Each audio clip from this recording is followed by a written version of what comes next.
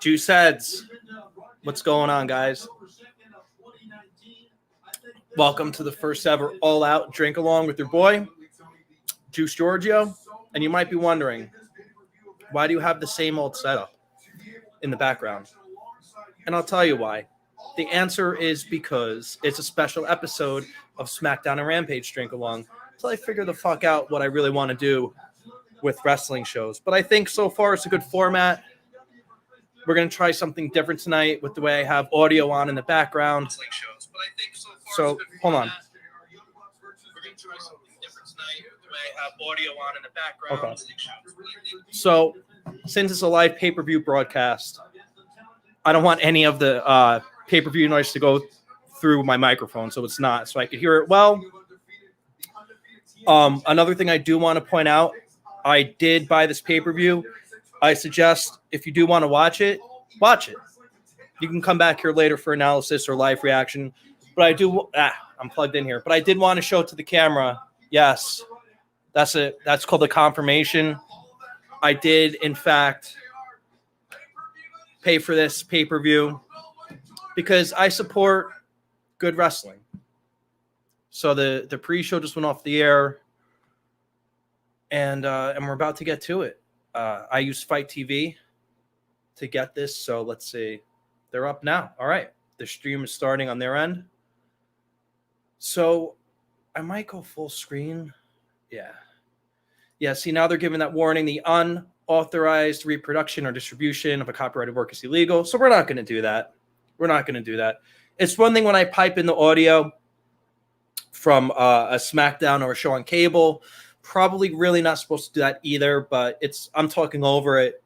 I think that's the loophole, and I'm honest with my audience. That's what we do here. Honesty is the best policy. So the premise of the show is that it's not just a watch along, it's a drink along. So let me know what you're drinking in the comments over there, Juice Heads. It's Sunday night, and you know what that means. All right. They're in the Now Arena. I thought they were going to go with like the United Center or something else. But you know what? Pack what you can pack. I like that attitude. Don't overdo it. And look, AEW, again, I'm not here to brown nose anybody. I'm not like somebody with like Marvel Phase 4. If you like wrestling, odds are you like Marvel or DC. There's people right now with that I think it's Shang-Chi, whatever that movie is. Honest reviewers will tell you it's a terrible. Oh, the Brock Lesnar guys in the audience. But honest reviewers will tell you it was a boring, terrible movie. And then you have those YouTubers and podcasters out there that have to give it that token positive review on purpose so they don't lose touch with the connections they have at Marvel, with the directors, with the actors to show up on their show. You're not going to get this here. I call it like I see it. So we got Justin Roberts. All right, let's see what we got here for the opening contest. All right, TNT Championship. This is something at least I wanted to see. I was looking forward to this match. Eddie Kingston and your boy Rusev. I'm also excited to see what kind of DMX shirt this guy's going to rock tonight. All right. Kingston coming out. He's rocking these nuts. Good for him. Hey, if you're a first-time watcher, please hit like or subscribe to the channel. We're just kicking this channel off. JGN is the Juice Giorgio Network. S2 is Season 2 because this is Season 2. I've been podcasting for about a year now. I have several podcast partners for several different shows. So I rebranded my first podcast as one of the shows for full time because that's the show I do the most with a couple of my partners. My other partners and I will transition to this channel for the other shows I do. So I do wrestling shows, I do football shows, I do shows where we really cover anything going on in the world that could do with current events, politics, whatever. And I do a lot of fucking parody stuff as well. So we're going to get it going. Year 2 always is a lot better than year 1. Year 1, we're just kind of experimenting. And now that we got the footing down, it's time to kind of take that next step. and we'll see what happens. So the idea is with this channel, we'll see if we can outdo that last channel. So we got Rusev coming to the ring. And by the way, where is Lana? I'm not going to lie. If anybody deserves a little bit of a break, it's Lana. But I would like to see Lana in AEW after the way they totally misused her in the WWE. Because Lana is talented, and when you try to make her be a wrestler, dancer person, like ballroom dancing wrestler, it's just that's such a Vince McMahonism. Let me play around here with my settings with my green screen, because it looks like I keep disappearing on you guys. But you know what? She was just good at being a fake Russian valet. I didn't see the issue with that. And you could thank your pal Vince McMahon for probably AEW even existing, because if it wasn't for shitty ideas like that, we probably wouldn't be watching All Out right now. So thanks, Vince. Appreciate it. Hey, let me know what you guys are drinking in the comments over there. I see we got one viewer strong. I wonder who that is. And we're just going to keep rolling. All right. So we got Kingston and Miro, a.k.a. Rusev, doing a little stare down, taunting each other. See, these are two guys, and I talked about this a lot on prior shows. These are two guys I would not want to fight in real life. And I think that's been a big problem in the world of pro wrestling in the last at least decade or so. Crowd is chanting for, I guess, Kingston. Some sort of Chicago chant. Chicago has got to be a top 3, if not top 2 crowd in the country. All right, so a quick lockup, quick exchange there. Rusev rolls out. By the way, I also like just in the same way that CM Punk comes out the Cult of Personality. I do like that. I do like that they brought out JR, and he came out to the Oklahoma Sooners theme music, which Vince McMahon doesn't own, so he could always come out to that. So, and this isn't a fuck the WWE show here. I try to be positive about everything. So, Miro wants to go for a test of strength. Kingston does the heel move with the thumb in the eye. Nice little chop. Another chop to follow that up. Third chop. Kingston on fire right now with the chops. Setting Rusev up in the corner and just machine chopping this guy. Never saw anything like that. Kingston looks to actually be in better shape, by the way, too. Maybe he's doing DDP yoga like I am. Miro rolling out to the ring, doing chicken shit heel. Nothing wrong with that.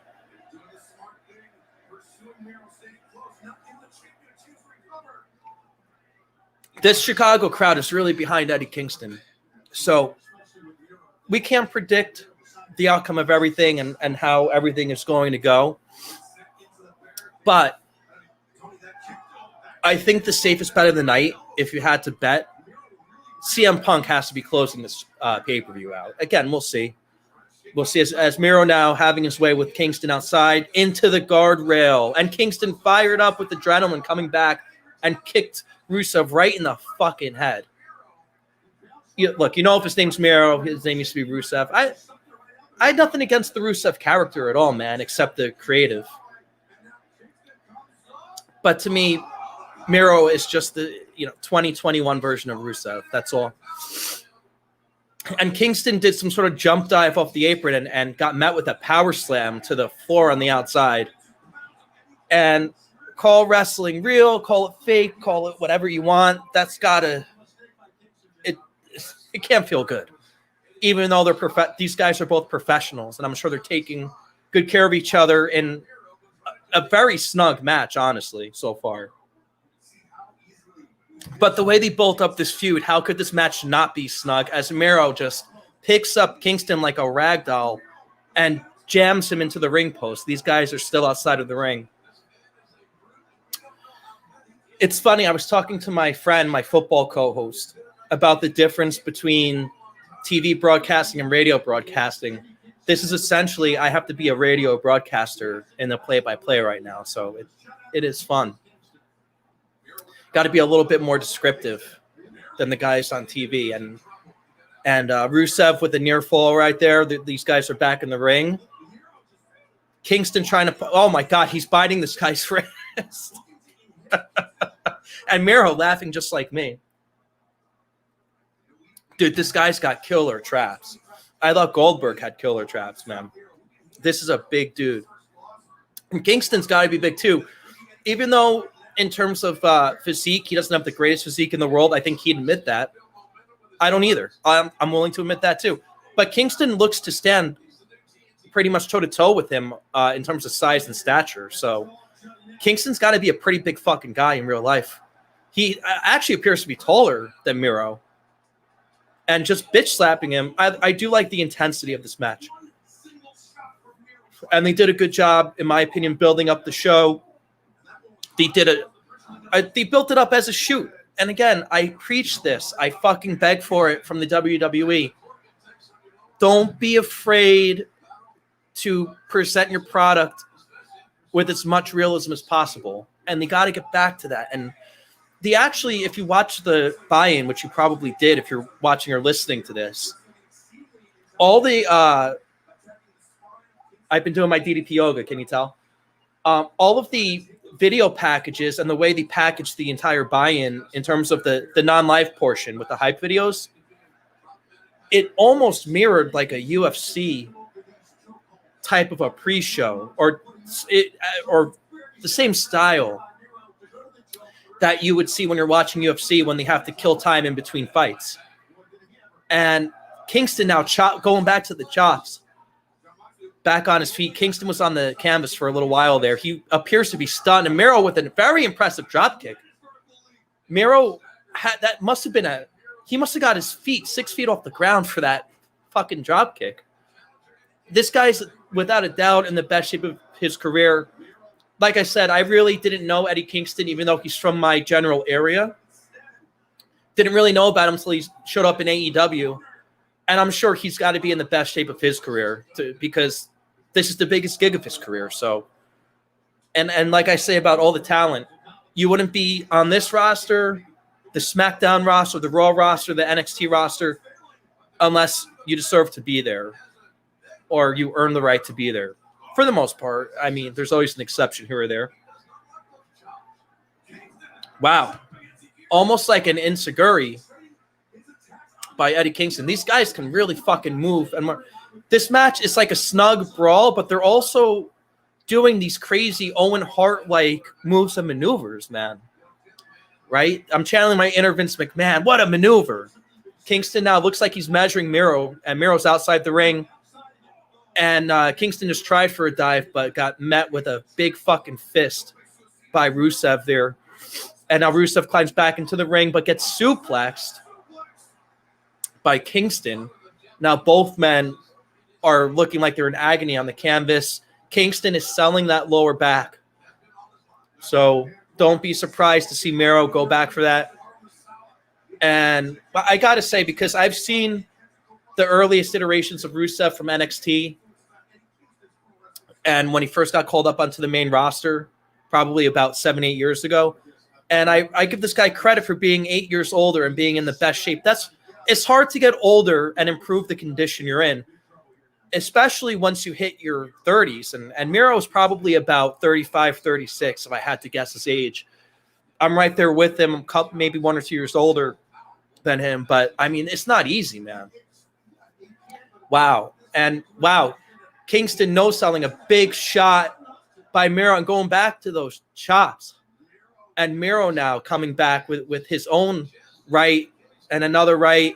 And Kingston chop, chop, chop. Miro right hand. Measuring up another right. Kingston now staggering, but blocks the next right. Another chop and a chop. And another third. Stunning Miro and another vertical suplex. Almost like a German vertical mix. Another suplex, and this is going to be a 2 count probably. Yeah, oh, it was close. I was close. I was 2.5. That was 2.5 for sure. So good opening match. And again, when you have a big event like this, I was going to say big show, but I'm not Jim Ross. I'm kidding, Jim Ross. I love you. But when you have a big event like this, and I've said this before, you definitely want your opening match to set the tone for the whole show. And that's exactly what they're doing right now. This is a good, intense, fast-paced for two big motherfucker, snug, fast-paced matchup, like I said. And now Kingston just hit the dive when Miro was hanging outside of the ring. Both these guys are now outside. Kingston gets up first. And it looks like he's about to throw Miro back into the ring. Kingston follows up into the ring. And now Miro is the one who's stunned, but comes back off the ropes, misses a kick. Kingston now reverses it, setting up for another vertical suplex. And that's a perfect plex, also known as a fisherman's suplex, but I'm always going to call it the perfect plex. For a 2 count, that's a nice finishing move. And by the way, that used to be a super, super big deal to kick out of when that was Curt Hennig's finishing move, especially in the early 90s. Go back. If you never watched SummerSlam 91, just go back and watch Mr. Perfect versus Bret Hart for the Intercontinental Championship. Anybody that's been watching wrestling for a number of decades will tell you that's one of the greatest Intercontinental matches of all time, without a doubt. Definitely one of the greatest SummerSlam matches of all time, without a doubt.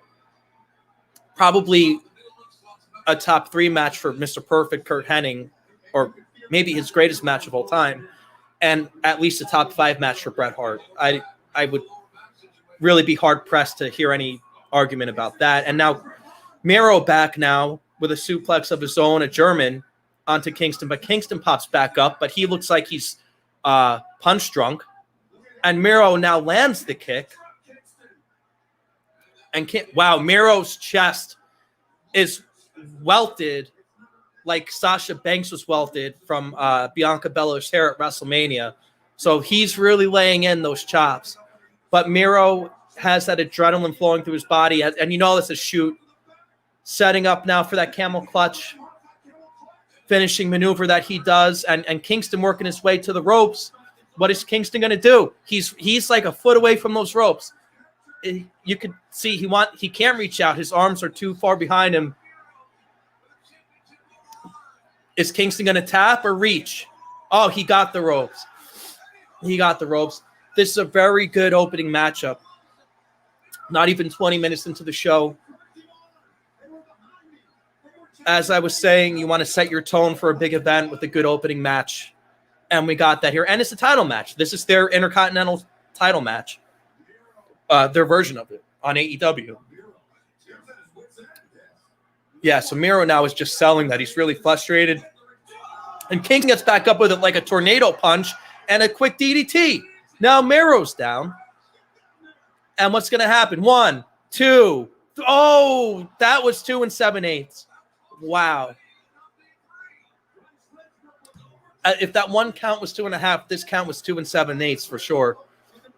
Or as we say in this area, 2 7/8. Or AIDS. Whatever, however you might want to pronounce it. That was a close goddamn count. Good match. Very good match. You like to see a lot of near falls. Makes it exciting. And one of the commentators just mentioned something about the timekeeper trying to do the right thing. I have no idea what he said. I think they might have maybe accidentally rang the bell. I didn't hear that, but Kingston now trying to set up a pile driver. Obviously a bad move in the other big company. Couldn't get the job done. Miro was probably too strong. And why is it the referee appears to be trying to stop the match? I have no idea what the referee is doing. But Kingston tried to shove Miro into the corner, and the ref blocked it. And then Miro caught a low blow with his leg and just beat the shit out of Kingston, basically, and just got the 3 count. So I have no idea what happened. I don't know if it's a crooked referee. I don't know what went on that the referee did. I've never seen a finish like that. That was a weird finish. I'm actually going to text my friend and ask if he saw that finish. And that was a very weird finish. I need some clarification on that. That was very bizarre.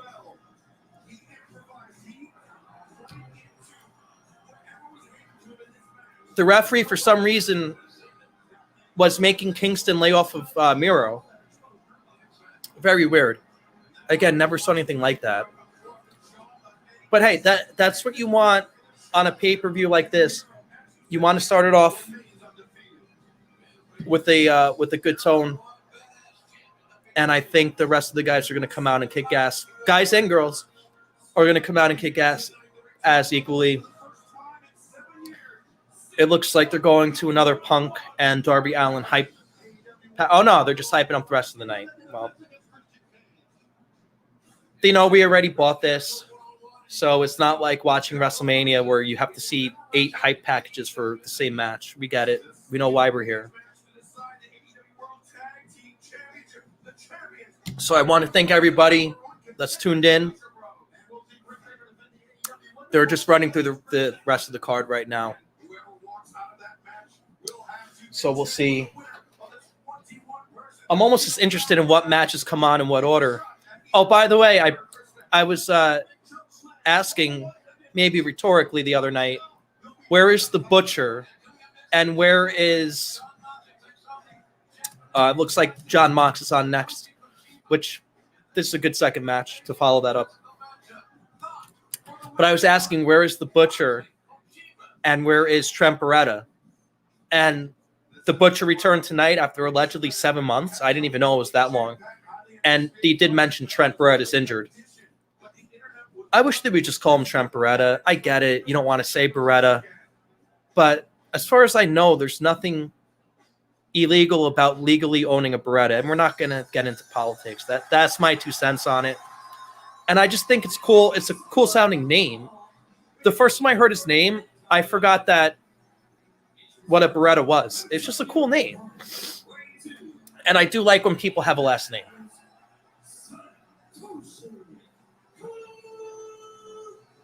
So Satoshi Kojima's making his way out to the ring representing New Japan. And I heard this guy is fucking crazy. I know nothing about him except he's from New Japan. 30-year career. Okay. That's pretty. So for as long as I've been a fan, it's when he made his debut. So that's a pretty goddamn long time. So we'll see what happens here. I don't know if there's any titles on the line on this match. I don't think Ambrose has that belt anymore. The IWGP American title or whatever. But talk about a guy, and I will always give him a lot of credit, because when he quit the WWE, was there even really an AEW? He sort of just quit because he couldn't take it anymore. And the stars just aligned. And this was perfect for this guy. And you can make an argument that he's had the best run out of any of the Shield alumni. And now he's doing what he wants to do. Look, he's rocking a GCW. Sure. Yeah, he won the GCW belt last night from Nick Gage.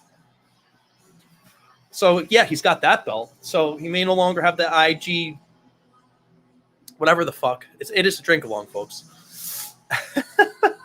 But he's got the GCW belt now. So good for him.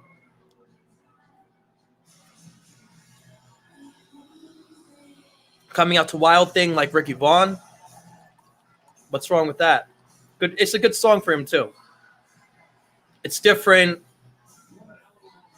It's not trying to sound like an audio version of whatever the fuck a Lunatic Fringe is. And if you remember his WWE music, not that it was bad. It did. I've seen him live with it, but it sounded a lot like Time to Play the Game. It was like oddly similar, even though C-Fos or Jim Johnston did that song and Motorhead did Time to Play the Game. It was like oddly similar. But Moxley looks like he's jacked as fuck under that sweatshirt. He's coming to the ring in a sweatshirt. And, yeah, he looks to be in great shape as well.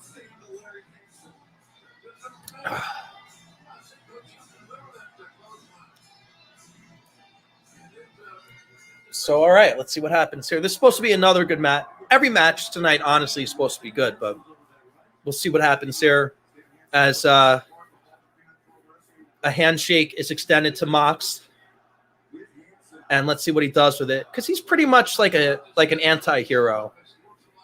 Oh, puts the hand down, flips him off. And that's what an anti-hero would do. That's like what an Austin would probably do. So I really can't say I blame him. All right. Exchanging chops. That's the only thing I disagree with, because you don't really want to do what we just saw in the last match, and they're sort of exchanging chops and right hands right now. But they probably came into this match with some sort of a game plan, but they're going hard. Again, working snug. Another snug match.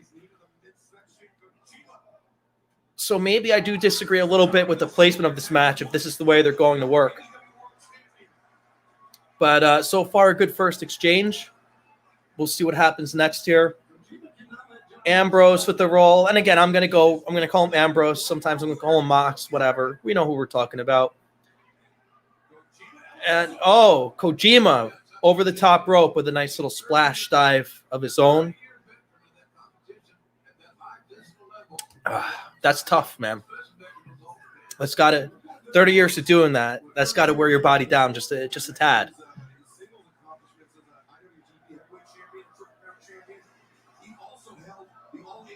And now Ambrose setting himself up in the ring for a dive of his own, and he catches it and catches himself on the barricade.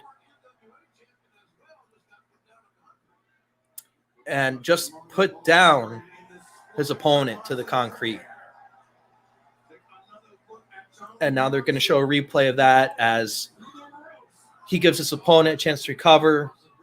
And now he's working him outside a little bit. And, a Russian leg sweep into the barricade. I really regret not watching that GCW last night, because I found out last second it was going to be on, and I really regret that now. But I wouldn't have been super surprised, because he did wrestle at the spring break, or over the spring break weekend. He did show up. And now a stomp to the hand by Mox. Now working that left hand of his opponent. I'm just not going to even try to say his name, but we know who he is. I'm just not familiar with him enough to say his name. I don't want to butcher his name too bad. There's already a butcher tonight. It ain't me. All right. Both men back on their feet. Mox with a couple knees. And setting up now for what looks like it's going to be a very hard chop. And yes, it was. After those welts on Rusev, that last match, I don't want to even see any more chops for another week or so. Another one. And these guys are laying these in. These guys are laying these in.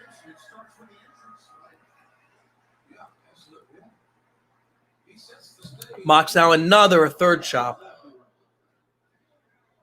Reversal now, and just these quick chops, which might even do more damage, because we saw Kingston the last match essentially do the same thing, which we refer to it as machine chopping.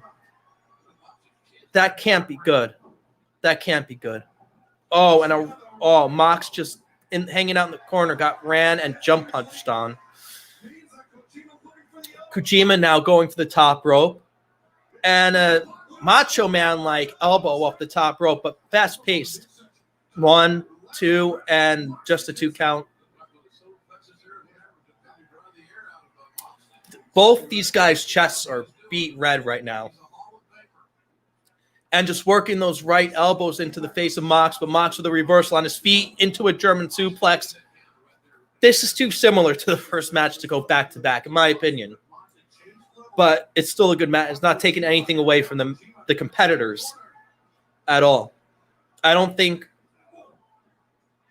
anybody, perhaps I don't want to say QA, but perhaps there's no script supervisor or whatever, which is good. I'd rather this than having QA and script supervisors, trust me. But this is oddly similar to the first match. So I don't know if you want to put them back to back, but I don't know if anybody knew how similar this match was going to be. So Mox now getting set up to be superplexed, but bites Kachima. Now Kachima biting him back. The crowd is loving it. You saw the smile on my face. If you're with me live, thank you for joining us or me. Very, very solid match so far. So far, so good. And Mox does get superplexed, though. That was a nice superplex.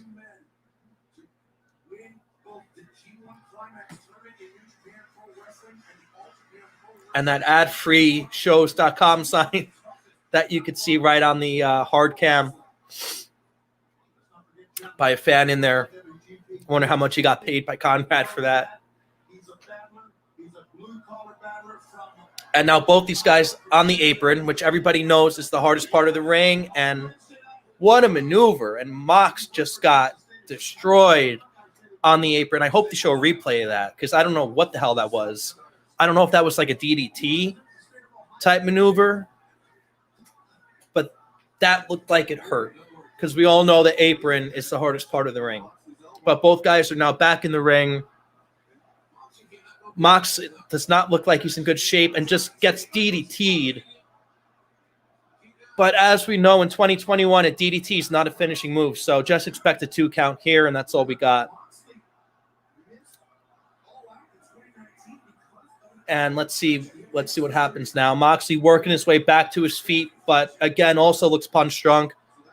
And now he's getting set up, but reverses it and gets a nice choke/sleeper hold. Looks to be a sleeper type hold.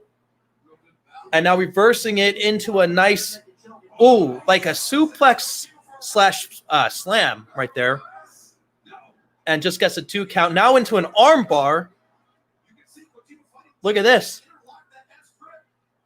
Well, you can't look at it, but that's a nice looking MMA move that he's got slapped in on there. And we'll see what happens. If this was a shoot, it would definitely be over by now. But his opponent does make it to the bottom rope with his foot. Got to break that up because you can't keep that hold there when he hits the ropes. We all know that. Wrestling 101. Mox with a running knee to the face. To the face. Oh, they're calling that sleeper a rear naked choke. So maybe it was a rear naked choke. Which is a legitimate submission move. So good. And Kojima with the reversal now. And suplexing Moxley in his own right.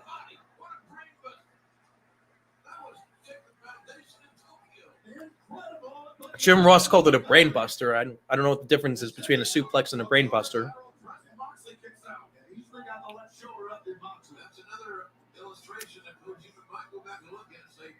And Kojima now throwing the elbow pad off and going for something, but Mox up to his feet, reverses it. German suplex by Mox. And now Kojima in bad shape on the canvas.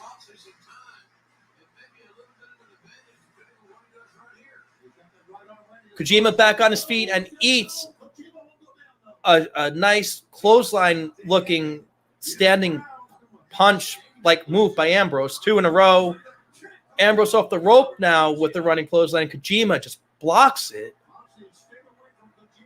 And a total no-sell. Again, oddly similar to the first match. A high running knee by Ambrose. And setting him up now. Reversal when he goes for his finisher. Wow. Ambrose just got knocked the fuck out with his opponent's finishing move.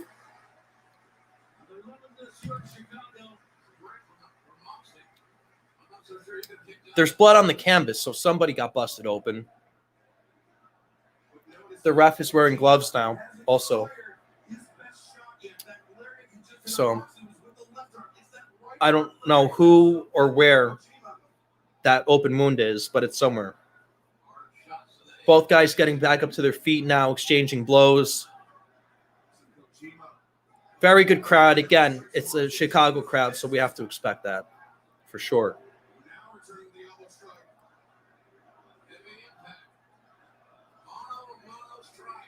And now Ambrose getting the shots in, but gets a rolling elbow strike to his face, but comes back with a clothesline of his own. 1, 2, and a kick out, of course. But now he's working in a bulldog. A bulldog, I thought a bulldog was different than a submission move, but hey, it's 2021. Things change. Things change in this world.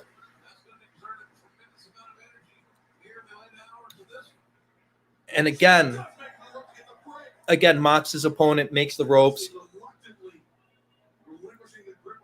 Good, intense match.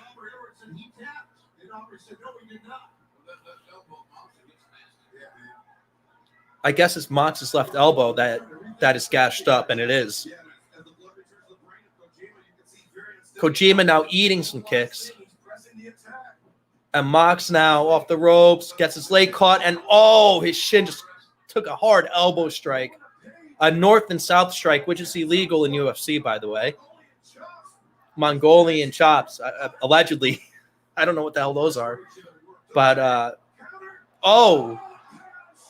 Mox just hit his finishing move. Dirty Deeds, Paradigm Shift. Paradigm Shift is a much better name than Dirty Deeds. I don't know who came up with that. I doubt it was him.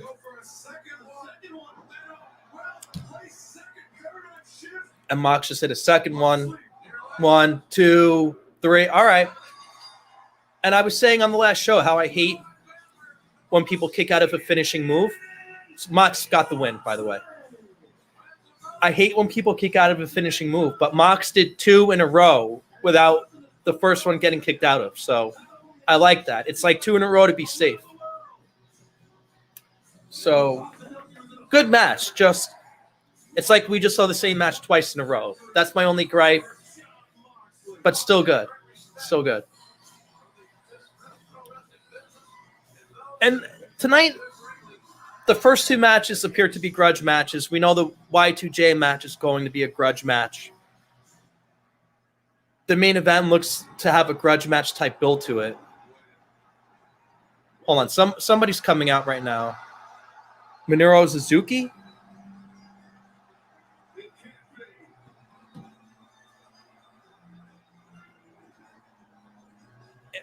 Moxley's really working these Japanese angles a lot lately, huh?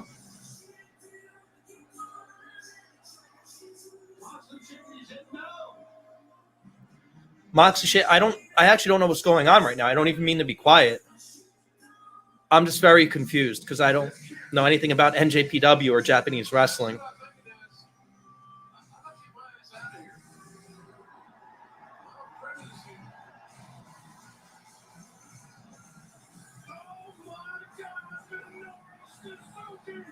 Honora Suzuki.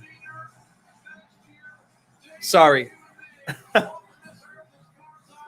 Sorry, I just don't know who this is. But it's a really big deal.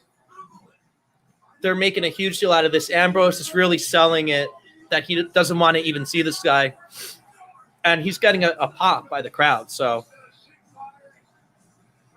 Jim Ross just said the term shoot fighter, by the way, which is cool to hear. It's very refreshing to hear that shoot fighter on a pro wrestling show. Because this is not entertainment. This is pro wrestling. And don't let them fool you. Because the WWE doesn't even claim to be sports entertainment anymore. People misconstrue that. I haven't heard them say sports entertainment in a long time when they describe their product. I've heard wrestlers describe themselves as a sports entertainer, whatever. But this ain't even sports entertainment. This is straight up pro wrestling, and it happens to be entertaining. Oh my God. Holy shit chant by the crowd. And this guy's disrobing. But why do you want to fight a guy that's already had a match if you want any honor? Don't you want to kick his ass like after? Or when he's fresh, rather? But we got to stare down. So, Mox, oh my God, they're about to exchange fists. Mox with a bow and a strike back in his own right. The other guy laughing at Mox's strike. Suzuki. I'm assuming he's related to Antonio Suzuki, if that's even his name. But now these guys are just exchanging. The other night I was saying there's a possibility of Mox maybe one day going back to the WWE, maybe like for one last run under his own terms. But you could tell this guy's having a blast doing what he's doing. And probably making comparable money between working AEW, Japan. He's not going to make much at GCW, but look at Mox now hitting the ropes and getting reversed on and getting that rear naked choke back in to Suzuki. Wow. Now Mox getting set up for, I don't even know what the hell this guy's going to do. Looks to be a pile driver. Oh. It's been too long since we've seen pile drivers, so glad to see this back. But Mox must be in like 3 different feuds right now. I don't really know what I just saw, but it was pretty crazy. That was pretty nuts. All right, so we got Britt Baker next against Statlander. Break it up a little bit. I have nothing against that whatsoever.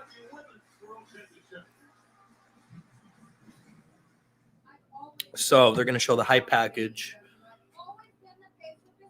And while we watch the hype package, Stu says, let me know what you're enjoying out there. Let me know what you got going on. What did she say? She said Statlander being from the Andromeda Galaxy is a crock of shit. Like, I mean, way to state the obvious, but I do like that they use as much profanity as they're allowed to. And not because profanity, in my opinion, makes it better, but because these are grown-ups that are supposed to have personal issues with each other. So, of course, you're going to have profanity-laced things to say about the person you have a personal issue with. So I like it for that reason, not profanity for profanity's sake.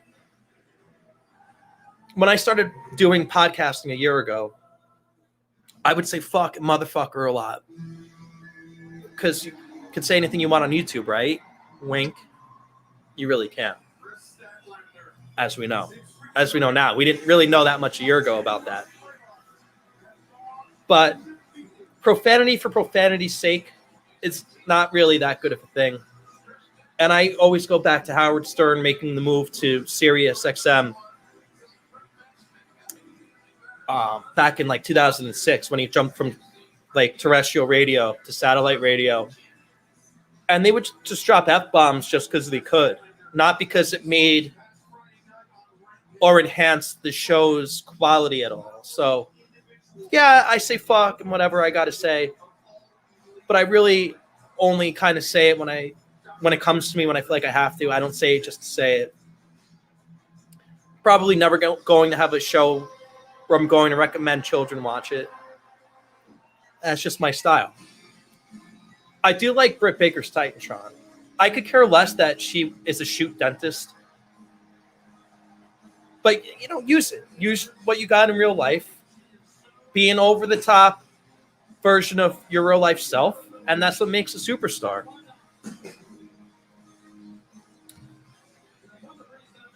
Superstar. As all you DDP yoga people would know what I'm talking about. If you know, you know. But if you don't know, then I just look like a fucking idiot. But Britt Baker's got her her posse with her. So the other night she teased an Adam Cole signing. We all know Adam Cole most likely is going to wind up here. Is he going to show up tonight? I think he could. I'm not sure if he's got that no compete or not, because a lot of these recently released talent, and he wasn't released, his contract expired. So I don't know if that non-compete kicks in for contracts that expire.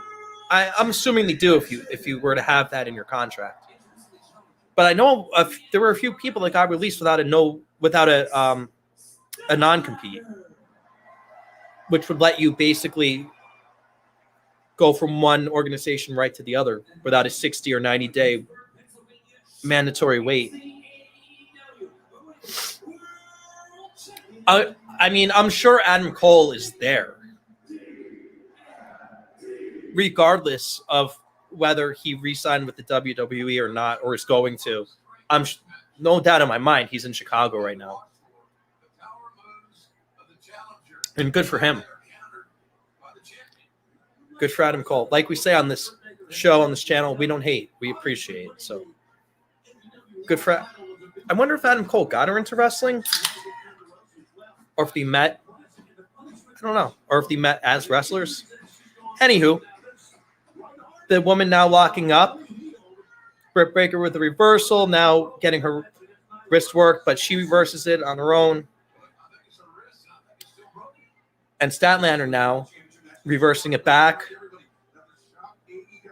All right, this is a good change of pace because it's like a nice, if you want to call it mechanical type match, or like a mat wrestling kind of a match. Orange Cassidy out with Statlander. I wonder if that's like a shoot friendship. I didn't even notice that he came out at all. Orange Cassidy had a very good pre-show. Looked really good in there. Britt Baker does do a good job with the heel mannerisms and the heel facial expressions. I totally buy it. And Statlander now on offense. And Britt calling a timeout in her own right. All right. Both women now back to their feet, staring each other down. And Baker now with a nice move out of nowhere, nice maneuver, getting Statlander to the canvas. Both women now back on their feet. And Statlander now with the wrist of Baker. And wow, pulling her own finger back into her face. Very impressive. Statlander is like physically imposing. I would not probably or definitely in a shoot want to piss her off.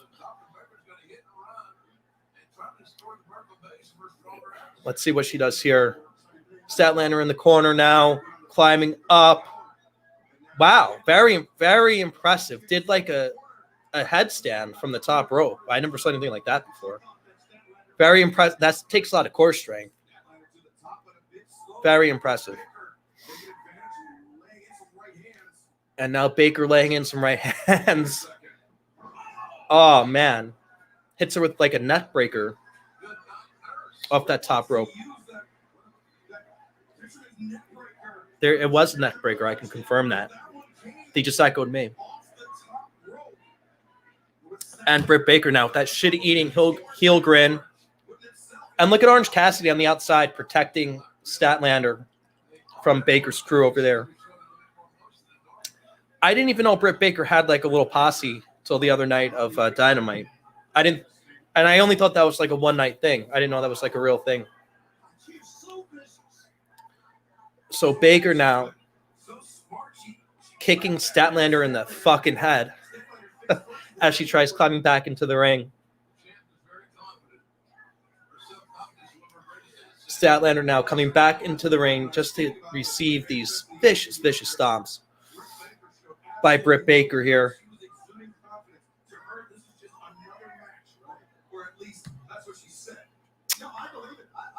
Wow, another suplex.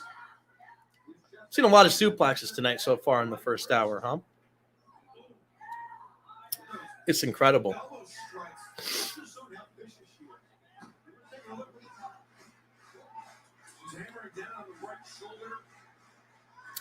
Britt Baker now in serious control here, working in some serious offense. And Statlander punches or elbows her way out of it.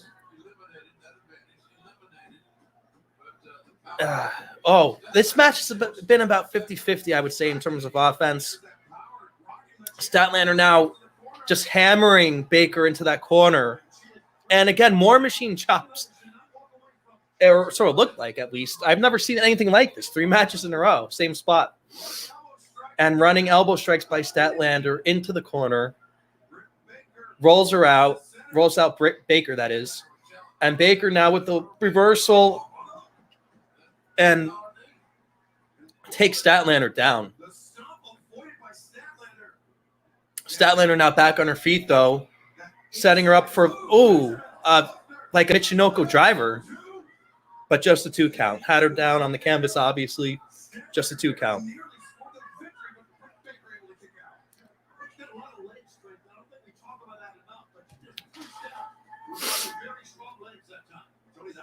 And Shivani pointing out the leg strength.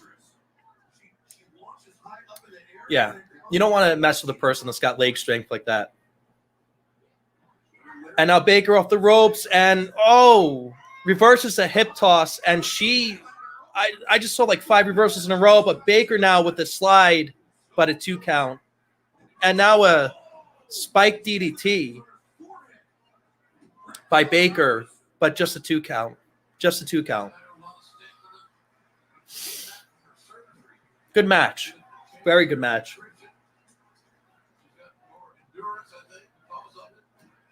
And again, it's nice to see, by the way, as opposed to the other organization, it's nice to see steady camera work. The cameras do move a little bit, but not like,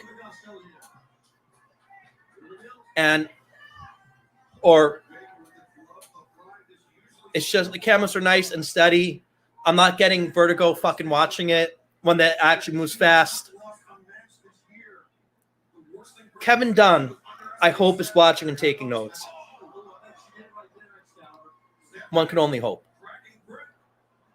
But the more they don't, the more the other organization shoots themselves in the foot. As Britt Baker now with the near fall. And Statlander now running towards her, but gets caught with a drop toe hold into the second turnbuckle.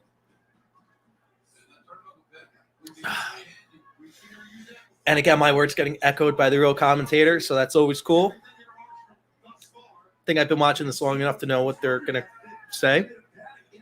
Britt Baker now on the second rope, sitting on the third turnbuckle, a la Bret Hart. But not going to work as Statlander gets up and nails her. And now Statlander climbing to the second rope, looking to set up a superplex of some sort. We'll see how it goes. Or at least a suplex from the second turnbuckle. I don't know if that qualifies it as a superplex, but goddamn, she nailed it. And that could not have felt good. Good match, man. I'd be clapping if I were there just for the quality of the match. And the crowd, again, is a Chicago crowd, so you know they're going to be into it. Statlander now.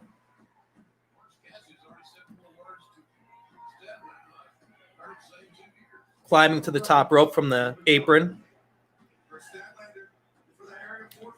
And she's looking for that area 451. And she misses it.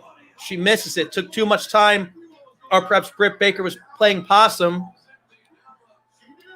And now Baker with a submission move of her own.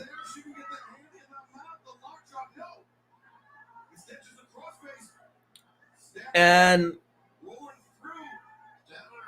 wow. Statlander now has her up in like a crucifix type position, but Baker fights through it. And but Baker gets smashed face down from the shoulders of Statlander. And now Statlander with almost like a Booker T run kick onto the back, but just a 2 count. Went for the pinfall, just a 2 count. Very good match. Definitely very good match.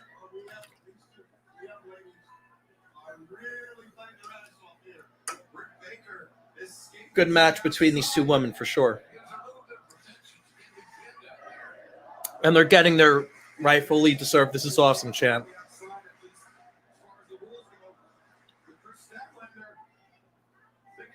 Oh, and Statlander just missed a flip off the apron and just landed down abdomen first onto the outside. And Baker off the stairs with a nice fucking stomp. See, isn't it funny the other night when they say stomp, I'm like, why don't you say curb stomp? This time, Baker does a curb stomp, and I called it a stomp when I guess you could have called it a curb stomp. But that was better than any Seth Rollins curb stomp I've seen because she ran and jumped off the ring stairs. All right, Statlander's got to win this match now because Cassidy just screamed at Statlander to get back into the ring. And they always like sell how quiet Cassidy is. So now Statlander's got to win. There's no way they would waste that on Cassidy to show emotion like that for Statlander not to win. So we'll see what happens now as they're both back in the ring. And the commentators made a huge deal out of that. They really sold the shit out of that.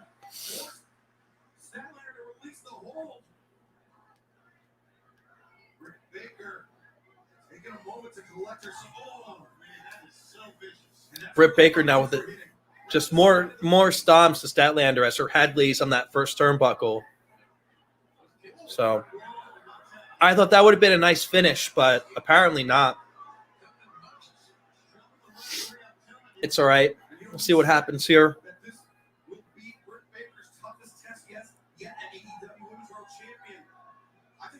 Baker now measuring Statlander from the second rope again.